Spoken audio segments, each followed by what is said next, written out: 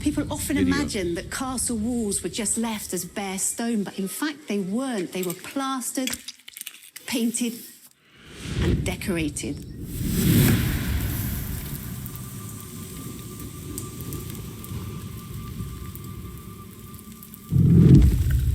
The process of making medieval paint begins in a quarry.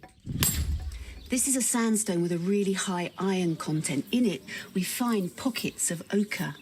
This is iron oxide, like rust, and the ochre is one of the main ingredients in pigment making. First, the ochre is crushed into a fine powder. The finer the particles in paint, the better the paint will be. Once ground up, water is added. Then the mixture is sieved. This is the exact opposite of making pasta at home. At home, when you sieve your pasta, you then keep it for your meal. Here, what's going to end up in the sieve will be discarding. What's needed are the tiny particles suspended in the water. Once it's dry, it's going to look something like this. You can see that all the water has evaporated, leaving just this very fine crust, which will then be ground into the fine pigment which is used to make paint. But ochre's colour palette doesn't end there.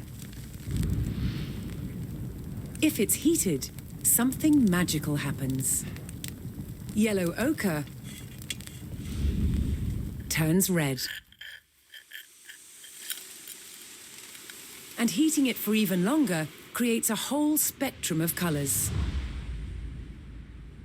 It's been burnt for over 72 hours at 1,000 degrees Celsius, and that gives us this incredible purple colour. To turn the pigment into paint, it's bound together with egg and tree sap. A popular motif in the Middle Ages was the use of stones and roses. That's where you paint on blocks of stone to make it look like you could afford to pay stonemasons to produce dress blocks of stone and then decorate them with 5-petalled flowers. So, medieval castles were far from the gloomy places we imagine today. They were full of colour and light.